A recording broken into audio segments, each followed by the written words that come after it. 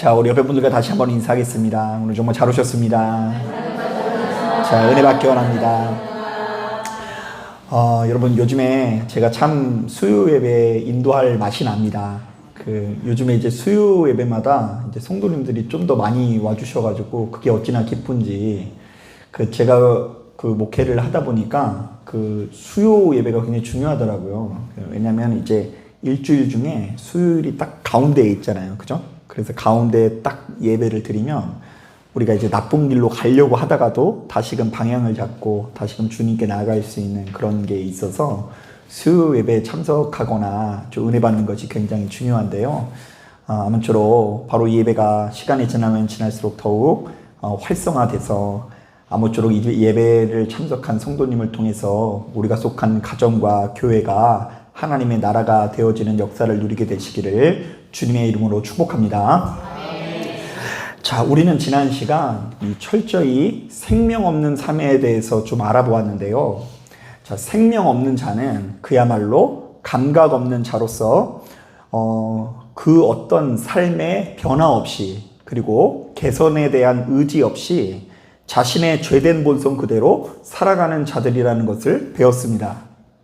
자, 그러나 이에 반해서 생명을 누리는 우리들은 매사에 자신의 내면 가운데 꿈틀거리는 죄된 본성을 거절하고 그것을 개선하고자 부단히 노력할 수밖에 없다라고 했는데요. 자, 이른바 예수 믿는 우리들은 의와 진리의 거룩함으로 매일같이 새 사람을 입는다라는 이야기입니다.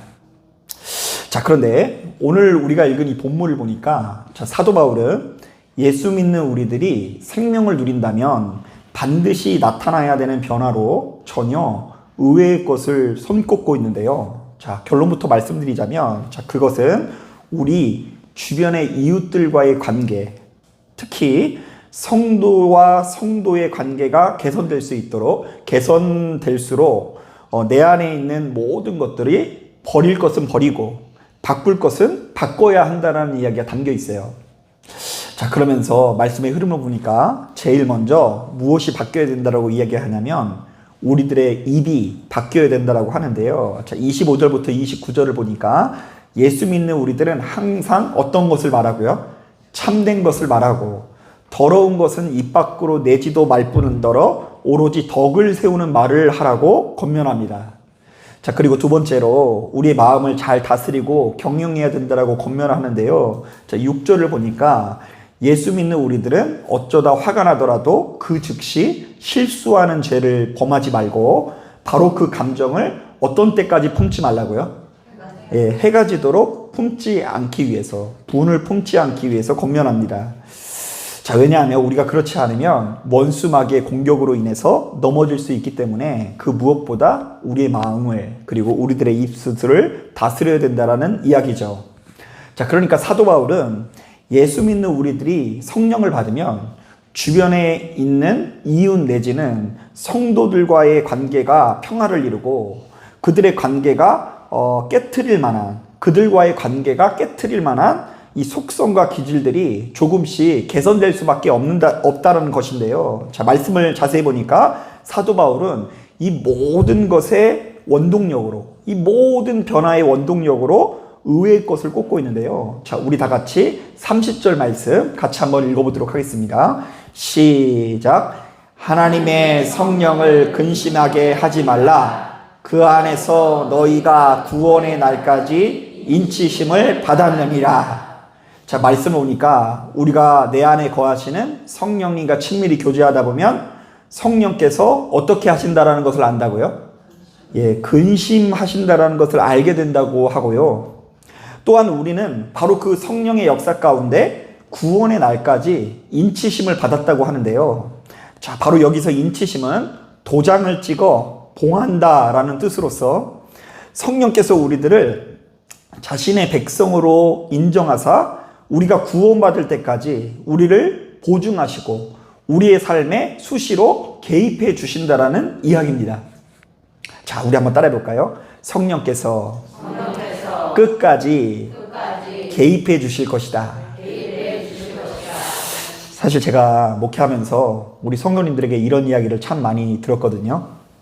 목사님, 제가 예수 믿기 전에는 어떤 행동을 해도 아무렇지 않았는데 이제는 주님께서 기뻐하시지 않는 행동을 하면 마음이 막 불편해져요. 일단 꾸준히 예배드리거나 기도하지 않으면 그 심령이 괜시리 건조해지는 것을 좀 느낄 수가 있고요. 특히 예배당에 나오기 전에 부부싸움이라도 하는 날에는 뭔가 설명할 수 없는 고통과 괴로움이 예배 내내 몰려오더라고요. 이런 얘기를 들은 적이 있어요. 그래서 어떤 면에서 이것이 얼마나 불편했는지 어떤 분들은요, 믿음 생활이라는 것이 너무 불편하고 힘들어서 이제 다시 편하게 살고 싶어서 교회를 안 나오겠다라고 하시는 분도 있더라고요. 여러분, 교회를 안 나오면 편할 것 같죠? 이번 주도 수요일 예배 안 나오고 그리고 주일 예배 안 나오셨으면 여러분 뭐 할 것 같아요? 생각보다 뭐 좋은 거 못 하더라고요. 뭐 집에 가서 뭐 빈대떡이나 부쳐 먹고 뭐 그 정도 외에는요, 아마 교회 나와서 생명을 누리는 것이 저는 낫다고 보는데요. 이제 많은 분들이 그렇게 생각하시는 분들이 있어요. 아, 교회 나오니까 내가 마음껏 미워하지도 못하고, 내가 교회 나오니까 자꾸 참으라고 그러고, 목사님도 인내하라고 그러니까 이게 불편해가지고, 아, 예수 믿는 게 너무 힘들다라는 이야기를 하시는 것을 들은 적이 있어요. 자, 그런데 오늘 말씀에 의하면 바로 이런 현상들을 이렇게 적용해 볼 수 있겠죠. 자기 마음껏 자유롭게 살면서도 그다지 불편한 것이 없거나 괴로운 것이 없이 무감각한 것은 내 안에 생명이 머물지 않는 증거이다. 자, 자기 마음껏 살려고 할 때마다 견디기 힘든 괴로움이 몰려오는 것은 내 안에 거하시는 성령께서 역사하사 우리를 생명으로 인도하시는 증거이다. 자, 그러니까 예수 믿는 우리들은 시간이 흐르면 흐를수록 지금 당장에 내 눈앞에 있는 이 누군가와 씨름할 것이 아니라 내 안에 거하시는 누구와 씨름을 해야 돼요? 예, 성령님과 씨름을 해야 되는데요. 자, 이른바 우리가 신앙생활을 시작하고 특히 기도를 많이 했다고 해서 누군가가 내 뜻대로 변화되기를 기대하기보다 내 안에 거하시는 성령님의 음성에 귀를 기울이면서 누구야말로요? 나야말로 내가 제일 먼저 하나님의 뜻대로 살기 위해서 끝없이 노력해야 된다는 것입니다. 자, 예를 들면 예수 믿는 우리들은요, 꼭 기도만 많이 하면요, 내 마음에 안 드는 누군가에 찾아가서 뭐라고 외치곤 하죠? 너는 예수의 이름으로 변화될지어다, 이렇게 외친대요. 그래서 심지어 막 그래서 남편분 좀 마음에 안 드시는 분들 같은 경우는요, 자고 있는데 그냥 하나님 막 변화시켜 달라고 하면서요, 막 이를 갈면서 기도하신 적도 있다는 이야기를 들은 적이 있어요. 자, 그런데 자신의 뜻대로 따라주지 않고 움직여주지 않는 모습을 보면서 크게 실망하면서 괜시리 더 큰 싸움이 나거나, 분명히 시작할 때는 기도로 시작했는데 끝맺음은 성질의 성질로 이어지는 경우가 많이 있죠. 그런데 우리는 내가 가진 권세와 능력으로 타인을 향해서 너는 변화될지어다 라고 외치기 전에 반드시 해야 되는 것이 있는데요, 바로 이런 방식으로 삶을 살아야 돼요. 일단 성령님의 음성에 순종해서 더러운 것은 입 밖으로 내지 말 뿐더러 오로지 덕을 세우는 말을 하기 위해서 노력해야 되고요. 자, 그리고 어쩌다 화가 나더라도 그 즉시 죄를 짓지 말고 해가 지도록 분을 품지 않기 위해서 노력해야 된다는 것입니다. 한번 따라해 보겠습니다. 성령의 능력으로 가장 먼저 변화해야 되는 것은 상대방이 아니라 나 자신이다. 네. 성령의 능력으로 상대를 너는 예수의 이름으로 변할지어다 라고 외치기 전에 그분은 잘 그걸 모르실 수 있으니까 그렇게 잘 알고 있는 나부터 하나님과 친밀히 교제하는 가운데 내 말을 바꾸고 내 마음가짐을 바꾸기 위해서 노력해야 된다는 거예요. 그러지 않고 나는 기도는 기도대로 하고 또 욕은 욕대로 하고 또 밤새 성질이는 성질대로 부리는 사람이라고 한다면 우리는 결단코 하나님께서 기뻐하시는 생명을 누릴 수 없다라는 이야기인 것입니다. 자, 우리가 바로 이렇듯요, 예수 믿는 우리들은요, 눈앞에 보이는 사람과 씨름할 것이 아니라 내 안에 거하시는 성령님과 씨름할 때에 비로소 생명을 누릴 수 있다는 것을 깨닫고 시간이 지나면 지날수록 하나님 앞에 매달리면서 내 자신이 하나님의 뜻대로 살기 위해서 노력하는 역사를 경험해야 되는 것입니다. 자, 저는 이런 점에서 최근에 라이프 스토밍이라는 책을 읽은 적이 있는데요. 그 라이프 스토밍이라는 책에 나오는 한 가지 이야기가 생각이 나더라고요. 자, 어느 무더운 날 젊은 농부 한 명이 배를 타고 상류로 거슬러 올라가고 있었습니다.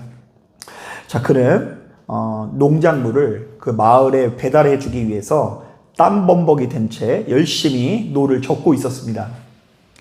자, 그는 당장에는 너무 힘들지만 그래도 어림짐작 삼아 계산을 하길, 해가 지기 전에는 모든 마을에 농작물을 배달해 주고 집으로 돌아갈 수 있겠다라는 계획을 세우게 됩니다. 자, 그런데 이게 웬일입니까? 자기는 이제 상류를 거슬러서 올라가고 있는데 저 앞쪽에서 또 다른 배 한 척이 빠른 속도로 자신의 배를 향해서 다가오고 있는 것입니다. 자, 그래서 농부는 맹렬히 노를 저으면서 그 배를 피해 보려고 이렇게 노력을 하는데요. 자, 그런데 아무리 봐도 그 속도가 나지 않아서 이제 곧 있으면 부딪히게 생겼어요. 그래서 이 농부가 소리치기 시작합니다. 여보세요! 방향을 바꾸세요!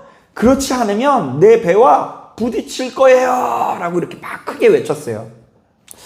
하지만 그 문제의 배는 농부가 있는 쪽을 향해서 여전히 돌진해 왔고 결국 굉음을 내면서 두 배는 부딪히게 됩니다. 자, 그러자 젊은 농부는 화가 날까요, 안 날까요? 화가 나서 농작물도 다 떨어지고 배도 부서지고 난리가 났어요. 너무 화가 나서 그 바닷가에서 1시간 동안 고래고래 소리를 지르면서 성질을 냈대요. 이런 멍청이 같으리라고. 이렇게 넓은 강에서 어떻게 내 배와 부딪힐 수 있나? 너는 눈도 없냐? 이러면서 몇 시간 동안요? 1시간 동안. 수영도 굉장히 잘했나 봐요. 그 1시간 동안 그 강가에 떠가지고 그 자기를 향해서 돌진한 배에다 대고 성질 있는 성질 없는 성질을 다 냈다고 합니다. 자, 그리고 나서 화가 가라앉고 나니까 그 사고에 대한 책임을 묻기 위해서 그 자신이랑 부딪힌 배 쪽을 노려봤는데요. 야, 놀랍게도 이 배에는요, 사람이 아무도 타고 있지 않더랍니다. 자, 왜냐하면 바로 그 배는 계류용 밧줄이 풀려서 강물을 따라 표류하던 중이었는데 농부는 그것도 모르고 텅 빈 배를 향해서 소리를 지르고 부딪힌 이후에 책임자 나와! 이러면서 성질을 내고 있었던 것이죠. 자, 그런데 바로 이 별거 아닌 것 같은 이야기가 사실 우리들에게 참 많은 교훈을 주는데요. 자, 이른바 텅 빈 배는 우리를 표적으로 삼고 떠내려온 것이 아니라는 이야기입니다. 자, 그 배는 애초부터 지금 젊은 농부를 괴롭히려는 의도가 있다 없다? 예, 그 배는 그럴 의도가 아니었다라는 거예요. 자, 그러나 바로 그 배에 나를 목표로 삼는 어떤 사람이 있다라고 생각하는 순간, 나를 향해서 공격하고 나를 못살게 굴려고 하는 사람이 있다라고 생각하는 순간 아주 공격적이고 날카로운 반응이 나왔다라는 것입니다. 자, 이런 점에서 여러분 우리가 정말로 중요한 것을 깨달아야 되는데요. 한번 따라해 보겠습니다. 사람에게는 구원이 없다. 자, 눈앞에 보이는 어떤 사람이든 나를 구원할 만한 능력을 가지고 있지 않다. 내가 말만 하면 한마디 이상 못하겠어요. 2마디 이상 못하겠어요. 2마디 이상만 하면 싸움이 돼요. 자, 그래서 싸움이 안 나는 말투가 상대방이 좀 해줬으면 좋겠죠. 자, 그런데 그때 외쳐야 돼요. 그는 애초부터 나를 괴롭힐 의도가 있다 없다? 없다. 그냥 태생적으로 나를 구원할 만한 능력을 가지고 있지 않다라는 것이죠. 자, 그러므로 내 기대대로 절대로 움직여주지 않는다. 애초부터 구원 없는 사람에게 나를 만족시킬 만한 어떤 성과를 기대하는 것은 어리석은 일이다. 자, 그러므로 우리는 누구를 바라봐야 된다고요? 예, 하나님을 바라봐야 된다. 이것은 제 해석이에요. 그 책에 나와 있는 내용을 가지고 제가 그렇게 해석을 하는 거예요. 자, 그렇기 때문에 바로 이 책을 쓴 저자도 역시 우리 인생의 주도권을 애초에 사고를 일으킬 의도가 없는 타인에게 주어서 그들에게 종속된 삶을 살지 말고 자기 스스로 인생의 주도권을 행사해야 된다고 하는데요. 저자는 바로 이것을 가르쳐 아이덴티티, 정체성이라고 정의를 하더라고요. 자, 그런데 이 책의 내용에 의하면 예수 믿는 우리들은 우리 인생의 주도권을 어디에다 둬야 할까요? 예수 믿는 우리들의 아이덴티티, 정체성은 어디에 있을까요? 네. 성령께서 우리 안에 거하신다는 것이 예수 믿는 우리들의 정체성이고요. 우리는 바로 그 성령님께서 인쳐주시사 우리를 인도하는 방향이 있다는 것이 우리들의 진정한 정체성인 것입니다. 자, 우리는 지금 성령께서 이 안에 거하신다. 자, 그래서 그 이 안에 거하시는 성령께서 이끄시는 방향이 있어서 그것을 듣고 순종하면 된다. 그것이 우리들의 정체성이에요. 자, 여러분, 이런 정체성을 가진 우리가 어떻게 기도를 안 할 수 있겠습니까? 기도를 안 할 수 있는 것은 하나님과의 관계가 있다라는 것을 알지 못하고 하나님께서 우리를 이끄시는 방향이 있다라는 것을 알지 못하니까 기도를 안 하는 것이지, 바로 이러한 정체성을 가진 우리들은 매사에, 그리고 특히나 우리가 도무지 감당이 안 되는 인생의 여러 가지 괴로움이 만났을 때마다 바로 우리를 향한 성령님의 뜻을 알아내기 위해서 노력하게 될 것입니다. 여러분, 가만히 보면 생각보다 많은 사람들이 겉으로는 똑같은 예수를 믿는 것 같으나 서로 다른 것들을 자신의 정체성으로 삼고 있는데요. 자, 저는 바로 이 말씀을 준비하는데 문득 이전에 보았던 나는 신이다라는 이 다큐멘터리가 생각이 나더라고요. 자, 그 다큐멘터리는 우리나라를 강타했었던 대표적인 사이비 종교들을 이렇게 치부를 드러내면서 고발을 하는데요. 다 하나같이 불교 계통 사이비가 아니라 어떤 계통 사이비예요? 예, 이상하게 사이비는 다 기독교 계통이에요. 뭐 중이 와서 사기치는 경우는 거의 없어요. 목사가 와서 사기치는 거더라고요. 자, 그런데 그 프로그램을 보면 수많은 사람들이 그야말로 신앙이라는 이름으로 무엇에 열광이 하냐면요, 세 가지예요. 첫 번째는 큰 능력에 열광을 해요. 그래서 아주 엄청난 열정을 쏟아서 큰 능력을 경험하려고 하고요. 자, 그리고 두 번째로는 바로 순종이 그들의 어떤 정체성인데요. 큰 능력을 가진 누군가에게 절대 충성을 하는 것이 그들의 신앙의 미덕이더라고요. 집을 팔아서라도 그 사람에게 충성을 다해야 돼요. 자, 그래서 바로 이러한 목적으로 정말 열심히 신앙생활하지만 어느덧 그들의 모습은 우리의 주인 되신 예수님과 너무나 다를 뿐만 아니라 나중에는 그야말로 악귀의 형상을 하고 있는 것 같다라는 생각이 들었어요. 이제 아기가 아픈데 병원 가서 치료할 생각을 안 하고 돼지우리에 가둬요. 그 돼지우리에 가둬가지고 너는 변화될지어다 막 외쳐요. 너는 이제 안 울지어다. 근데 이제 3살밖에 된 애가 그 돼지우리에 갇혀가지고 어떻게 안 울어요. 그래서 그 돼지우리에서 너는 안 울지어다 하는 엄마, 교주, 그런 사람들 앞에서 이 아이가 생명을 잃고 죽음을 맞이하게 됩니다. 이거 어떻게 예수 믿는 사람의 모습이에요. 악기의 형상이죠. 그리고 또 한 가지 키워드가 있는데요. 거기는 이제 많은 사람들이 하나님께서 허락하시는 번영과 축복에만 관심을 가지더라고요. 좀 더 쉽게 말하면 부자 되는 것 외에는 관심이 없어요.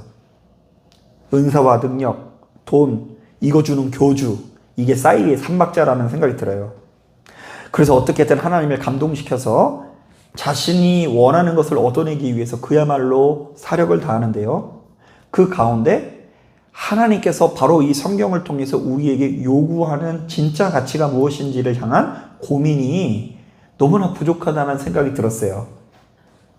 자, 그래서 이들 중 상당수는 그렇게 열심히 예수를 믿음에도 불구하고 세상 사람들보다도 삶의 질이 떨어지는, 그다지 별로 부럽지 않는 인생을 살아가고 있더라고요. 자, 사랑하는 여러분, 그러나 예수 믿는 우리들이 진짜 예수님의 제자라고 한다면 그 무엇보다 내 안에 거하시는 성령님과 교제하면서 그분의 뜻을 따르게 되는데요. 바로 이때 우리들은 이전과는 전혀 다르게 변화되는 삶, 이른바 생명을 누리는 삶을 살아가게 되는 것입니다.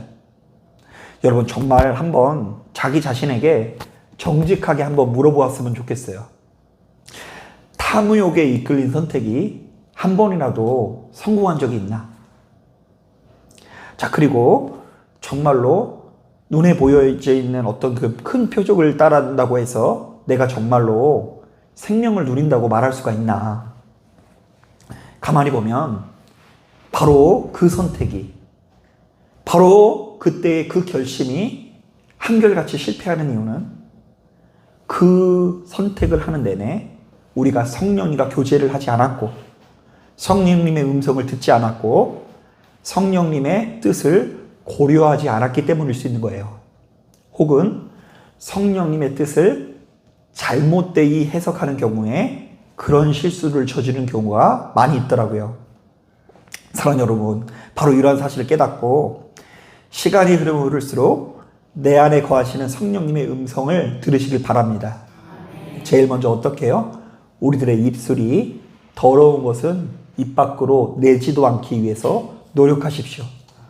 언제부터요?